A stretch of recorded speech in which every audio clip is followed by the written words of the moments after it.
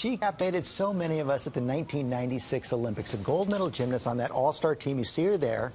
But we didn't know then that Dominique Moceanu was dealing with difficult family secrets, and she didn't know then that she had a sister who'd been given away by her parents at birth.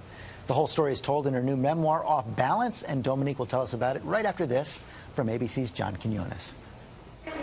At the 1996 Olympic Games in Atlanta, Dominique Moceanu became the youngest American gymnast ever to bring home the gold.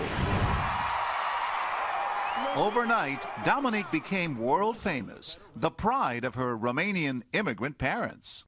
But there'd been another child, a little sister that Dominique's parents had given up for adoption without ever telling her. 20 years later, Dominique would find out about her for the first time. My life will forever be divided into before knowing about Jen and after knowing about Jen. Jen is her sister, Jen Bricker, born without legs. She was adopted by a family with 3 boys in Illinois. And they were just enamored with me, and they played with me, and I loved it. I could do anything the boys could do. Other than her Romanian heritage, Jen knew nothing of her background, but she loved gymnastics and idolized Dominique Moceanu. I wouldn't shut up about her. Dominique, I knew she was Romanian. I knew we looked alike. Her biggest fan. Years later, Jen would discover that her idol was in fact her biological sister. I was just kind of in shock, like, who does this happen to? Today, Jen is a professional acrobat and aerialist. Dominique is married and raising her 2 young children. And they, along with her youngest sister, Christina, are working hard to make up for all that lost time. What an incredible story. Dominique Moceanu here to tell us a little bit more about it. And I have to say right at the start, what an arresting photo on the cover of your book, Off Balance.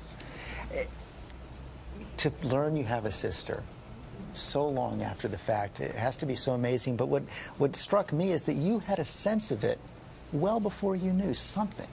There was a sense of primal loss, and my husband can attest to this. About a few months before Jennifer entered my life, I had this sense that there was something out there, a piece of the puzzle missing, and I would joke with my husband. We'd see these shows on television of long-lost siblings and things, and I was like, what if that ever happened to me? And I would think, no way, how would that ever happen to me? And then you got the letter. Then I received the biggest shock of my life, and when I received the letter, my psyche couldn't take it all in. You have to realize in the context of when I was receiving this letter, I was becoming a mother, losing a father, gaining a sister, and gaining a daughter, all the while trying to complete my undergraduate degree. It was a lot to take in. Did you believe it? I believed it because of the way Jennifer had packaged the letter so carefully. There were the adoption papers. I saw my parents' handwriting on the papers, and I knew immediately after seeing the photos as well that she looked so similar to my youngest sister, Christina. I mean, they're pretty much twins. And she's right here in the studio with us right now. And Jennifer, yeah, and you guys obviously are sisters. And for all of us to learn how much you shared, I mean, the genes are so strong. It's a nature versus nurture kind of story, because Jennifer did the same sports that Christina and I did. So it was really mind-blowing that Jennifer did gymnastics without having legs, and she broke all these barriers and boundaries, and she was never told that she couldn't do something. And I think it's fascinating to see what the human body can do, and she's just an amazing individual. And I want to ask you, Jennifer, what did you expect when you wrote the letter? What did you expect to hear back? I just sent it out on a hope and a prayer, and I knew from following her my whole life that she would respond well. I knew that she had to be curious, and I knew she didn't know. I felt that. I knew she had no idea, and that she would be so excited to find out about this new sister. Yet a big part of you knew as well. Absolutely, and all I wanted was to have sisters and to have the relationship with them and let them know I existed. I'm here. And how wonderful to see the love and the bond between you right now, because growing up was so difficult. You took an extraordinary step after the Olympics. You actually filed for emancipation, a kind of divorce from your parents. Yes, the emancipation for me in my life was a fork in the road moment for me, because I was trying to break away from the pressures of my father, the pressures of being perfect in the gym, the pressures of people telling me what to do, how to do it, when to do this or that, or when to eat, when to sleep. And I really just needed to break away to clear my mind and have some individual freedom.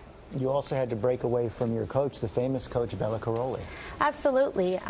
My coaches, you know, in the spotlight, they were very different when the cameras were rolling than it was behind closed doors.